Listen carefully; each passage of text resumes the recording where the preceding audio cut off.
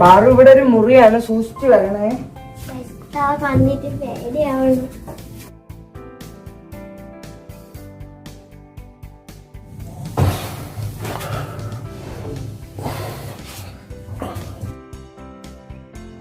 ഇത് സാക്ഷ എന്ന് പറഞ്ഞ സാധനമാണ്. ഈ പണ്ടത്തെ വീട്ടിലൊക്കെ നമ്മുടെയൊക്കെ കൊളുത്ത് പോലത്തെ ഇതിങ്ങനെ സൈഡിലോട്ട് സൈഡിലോട്ട് നീക്കിയിട്ടാണ് നമ്മൾ ഇത് തുറക്കുന്നത്. ഇത് വേറൊരു മുറിയാണ്, നമ്മൾ കയറിയ മുറിന്റെ അകത്ത്.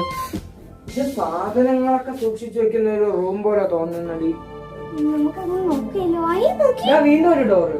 ചേട്ടാ ഇതാണോ സാധനങ്ങളൊക്കെ സൂക്ഷിച്ചു വെക്കുന്ന നിലവറാന്ന് പറയുന്നേ?